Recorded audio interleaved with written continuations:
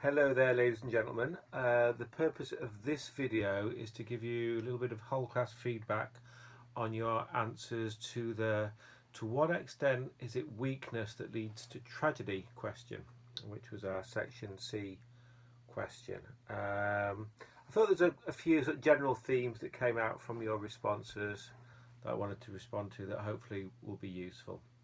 On Moodle, there is an example mark scheme and an example A grade answer, which you can download and have a look at, compare with your own answer.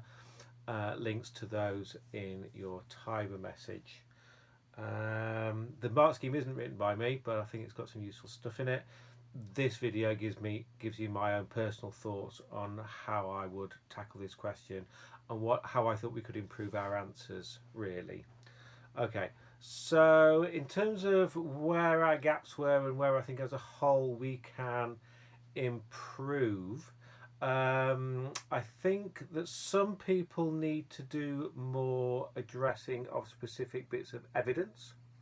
So that would be bits of quotation. Once you've got that, the next stage then is to think carefully about dramatic technique and poetic technique. Now, let me give you an example of that. If we're looking at weakness and does weakness lead to tragedy, we're going to want to look at some place in our answer at how these writers convey the idea of weakness in a powerful way.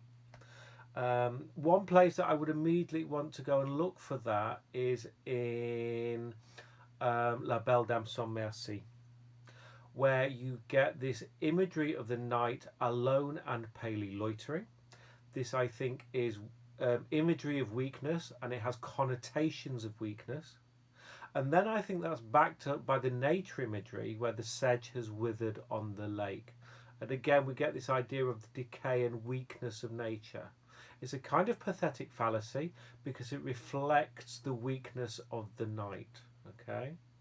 So that's where we can get our AO2 marks. It's always a big challenge to get to look at technique and how these ideas are presented. But that's the sort of place you can do it. I'll give you one example on Death of a Salesman that I hadn't thought of, and it came from one of the student answers that I read. They wanted to look at the way that the family was weak in Death of a Salesman, and there was a sense of fragmentation and failure to communicate. And they looked at the first scenes of Death of a Salesman and the way that the play cuts in a kind of cinematic way, really, between Linda and Willie discussing, and then flicks to Happy and Biff in their bedroom discussing.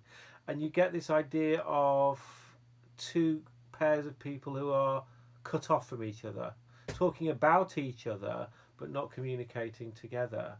Never thought of that. I thought it was really nice. And so that's the sort of thing that can give you really good marks. Okay. Some people, I thought, looked at causes of tragedy in a fairly general way, but some people needed to focus more on this idea of weakness specifically. And they started to talk about things like pride and things like love and things like blindness. And there's a whole sort of collection of things which cause tragedy. But I'm thinking here, well, what are the things which are most weak in this? And if we're looking at weakness, love on its own is not a weakness, really. Or rather, it's only weak if it's presented as a weak way. And I think with the knight, we see how love has made him weak. Now, once we've got the idea of he himself is weak because of love, I think that works better.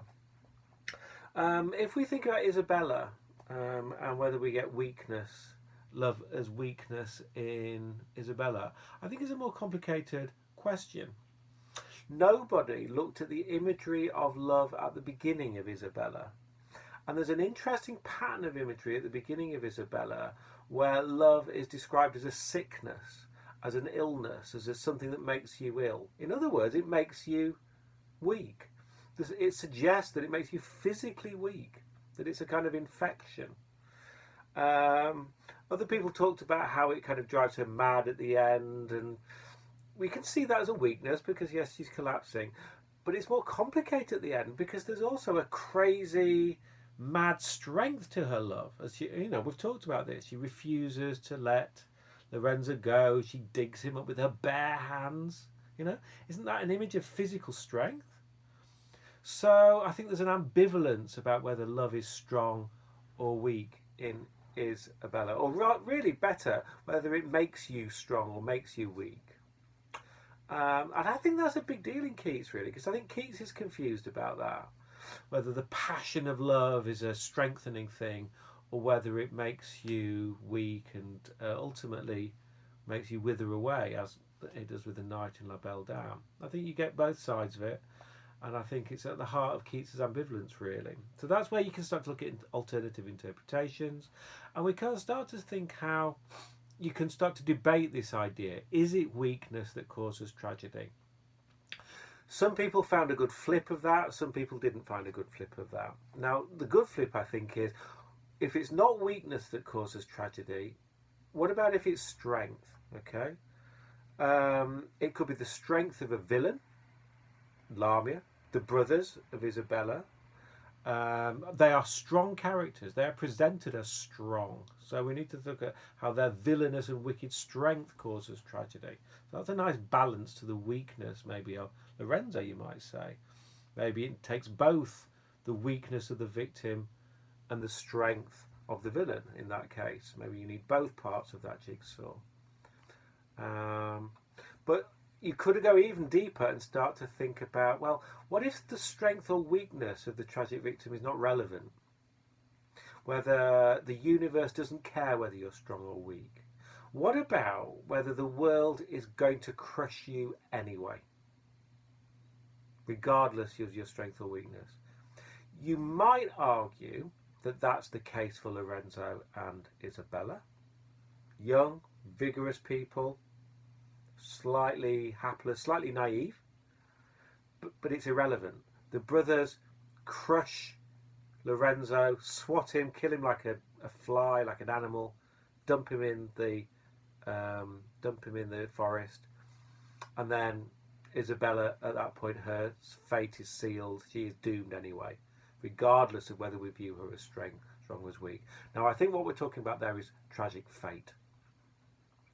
And that's kind of a third idea, really, of where tragedy comes from.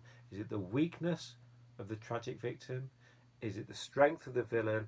Or is it this impassive, uncaring cruelty of tragic fate? You might see Death of a Salesman like that.